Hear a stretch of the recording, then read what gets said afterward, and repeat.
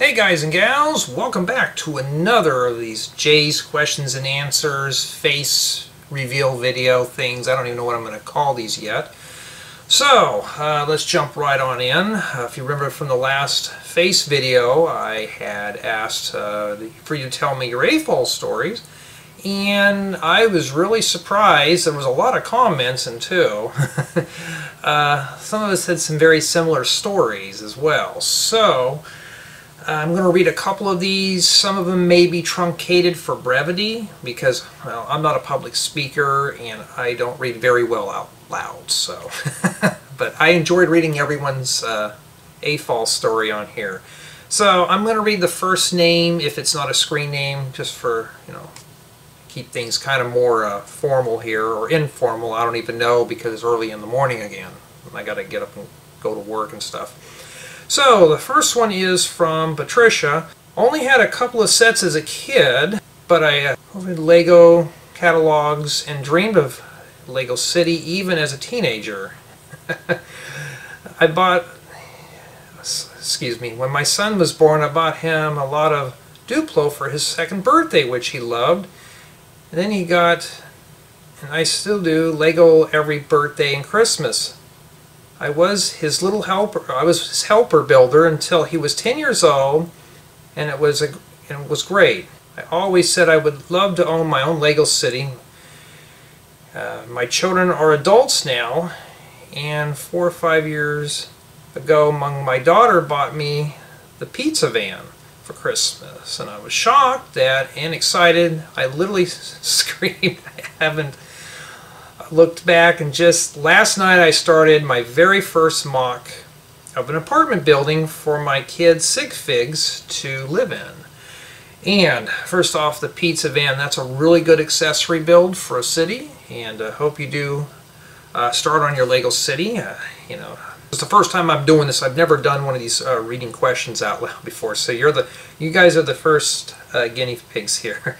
So just like with me, I didn't have a lot of sets when I grew up. I didn't have, I had a small bin of Lego, not like what I have now, but it took many years and a career to do that. But the best way to do is to spin Legos with your children. Sometimes you don't know it until you buy them a set and you're like, that looks fun, and you just get into it.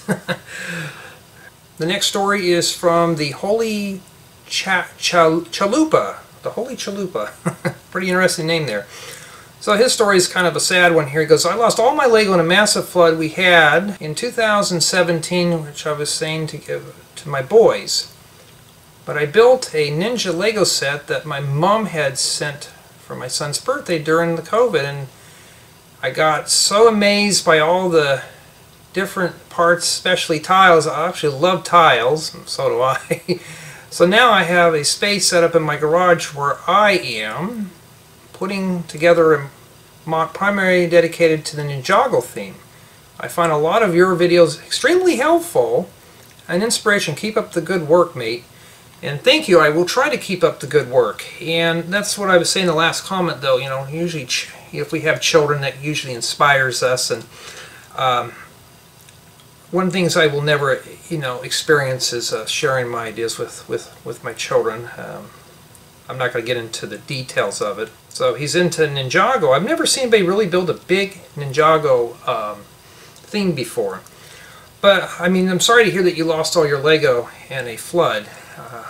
Maybe you could have salvaged some of it. I don't know. I live in the desert, so I don't even know. We only have earthquakes out here, and if I put my Lego outside, it probably would melt, as it's like 112 outside right now. Well, not right now, but it will be later on today. Alright, next we have local lighting. I've pretty much always been hooked with Lego since I was a kid, but I'm going to tell you my story. So at the first I wasn't interested in Lego, and I only had like 1 or 2 small sets until one night I was 7, 8 or 9, and I had this dream when I had gone into one of my local toy stores and got the 2011 police station for a really cheap price. Eventually got that set, and for my birthday, but the price was quite expensive, but I was grateful that my dream came true. And my apologies if I'm pausing. I'm actually reading these off of a tablet, and yes, I have tape over it. They didn't want to sponsor my channel, so I had to kind of mask off some identifiers there. So, some people are not into Lego. They didn't have a lot, and some of us are late bloomers. I had Lego when I was like 12, not 12, like 4. Boy, you can tell where I'm at today.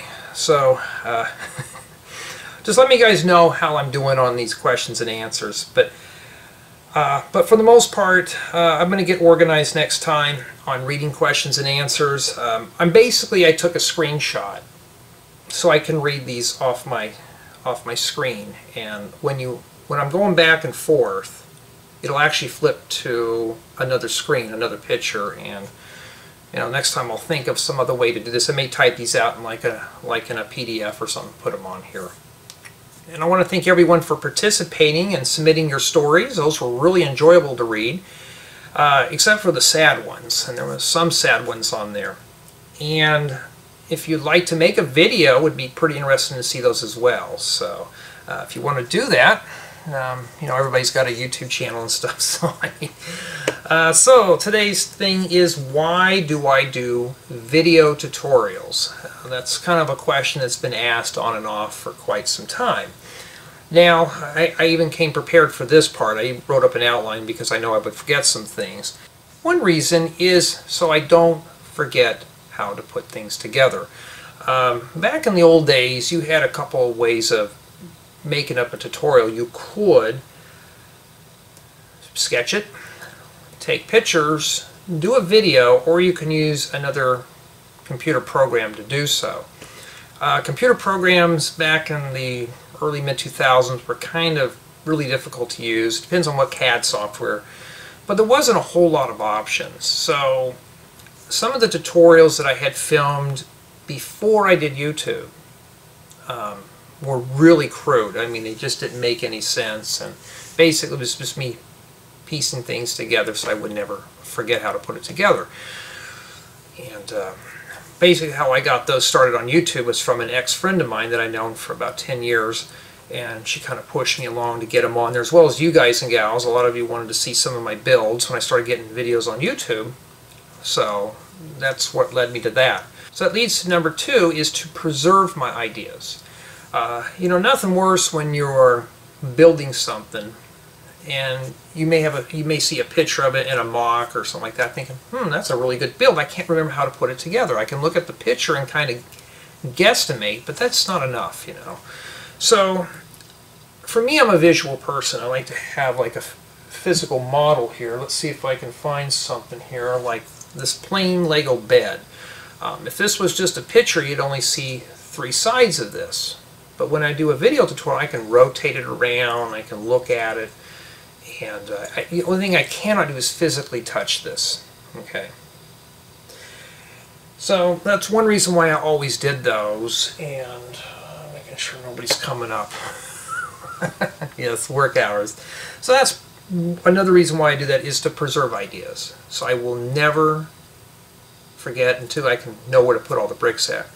And the last thing is to do video tutorials, is to pass these along for future builders, such as you guys and gals. There's nothing worse than just making the stuff for yourself and not sharing it with anybody else. Some people think I do this just to mass produce videos on YouTube and to be some popular Lego YouTuber. That's not what I am here. I'm a software engineer. This is just something I do as a hobby, and I want to pass my ideas on to you. Okay, so I don't, this would be nice if I did this for a living, but basically the third thing is just to give you the information, say, hey, you could build something like this. Like, let's get another example here. You all seen this little blue pickup truck before, except with all the dust on it. And yes, now I have a video copy of this. I have a PDF copy of this, and pictures of this. So now I can easily replicate the first model. This has got the hitch. This is actually the second revision. And today, what I usually do, I still make video tutorials. If you've noticed, though, I've been doing speed builds through certain portions. Some of you said you like that. It gets through all the boring repetitions, like putting bricks there. I'm not going to do the whole video speed build, because I don't want to be one of those guys that just do this. because that doesn't do me any good when I come back and want to do these later on. And for me, I have to hear myself say, I got to put this piece here for this reason. Okay, because if I didn't do that, well, I would forget. Which leads to the whole forgetting thing. It's just about preserving ideas. Another one is using CAD software. There's plenty of CAD softwares that are just tailored for just Lego building. And it's good to have a 3D drawing of the build, so you can virtually rotate it around on a screen. So like I said, you could take this, put it into a CAD drawing program, and then you can rotate it, you can look at it, and you don't have to have a physical copy. Because I may need these bricks for something else, alright? And that's the reason why I do tutorials, because I don't want to have to keep this built. If I want to make a copy of this, I don't want to have to dig this out of my bin. If I need, let's say I need this 4 by 6 by 2/3 plate on the top. All right, I have a bunch of those now, but let's say I needed that one. It doesn't do me any good. So another way I do things other than the 3D is I do PDF manuals now. I've only got about 44 manuals produced. Everything you see on my YouTube will be eventually in PDF form. And now, with newer software, I can just sit there and pull up my tablet and just read the building guides. I'm like, okay, I could do this. So now the question is, do I still need to do video tutorials? And the answer is yes, I still need to do the video tutorials, because when I build stuff like this, I can't sit there and build this brick by brick and put it into a program. Alright, because there may be a revision change. When I do a tutorial, I can say, I use these tiles here, but I can substitute those for something else. Or to cut down part lots, like I may use 2 1x2 plates next to each other, but then I use 4 1x4 plates. Why can't I just use 5 1x4 plates, and then I can see that in the video and stuff like that. It makes it a lot better. And sometimes I may not like the order I do things in. So what you see on my channel is just basically rough drafts of stuff that's from here. I put it in the camera here, and then later on I can come in and build the model. And then I can make, subtle changes here and there. That's why this is a second revision. And then too, I didn't have the parts to build a really good one at the time. So now, my PDFs, they're available right now on my Patreon. I'll have a link in the description for Patreon. But also, some of you have been asking me to put stuff on Rebrickables. So I'm starting to put manuals on Rebrickable. I only got one on there, which is the grandfather clock, if you want to take a look at the sample of my work. And basically, it's just a complete manual. It's got, the intro page. It's got a parts list and how to put things together. It looks almost like an official Lego manual, except it doesn't say Lego on it, and it just says, grandfather clock. And that's why now, this is 2021, I shouldn't be making long videos. And that's a question that I get asked is, why are my videos so long? And like I said, I don't want to be doing this without an explanation, because that doesn't do me any good when I actually produce the building guide for something. What you see on here is a rough guide. A lot of people get confused and say, well, Jay, this you need to make your tutorial shorter. There's just some things like, why am I putting a part here on this bed? Why did I do the studs offset? Why did I do that? Well, I explain why. Okay, I'm doing this, and I talk to myself when I do the video, so when I come in, I'll know where to put the parts. Oh, that's why I did that. So I know not to change it when I do the final build. So sometimes you'll see my videos are pretty lengthy. Now I'm condensing videos down. Like this truck, I think it was like originally 18 minutes, and I dropped it down to under 11. So I did a lot of speed builds, and this time I was more organized. It's all about organization. So, I'm going to leave you guys and gals with the final question. And I want to know, what is your favorite video format? Do you like them in PDF format? Do you like them in video format? Do you like both? Do you prefer them being in a 3D program where you can rotate as you build? There's plenty of things out there now. You know, some people like a physical copy. Do you want to watch a video? Some people, I have 2 fans that are on my Patreon that actually like to watch the build and then read the manual and see what the differences are. You know, so I want to know what you guys and gals think. You know, which one do you like the best? Do you like the videos? Do you like the PDFs? Do you like the 3D renders, or do you like it all? You know, tell me what you think.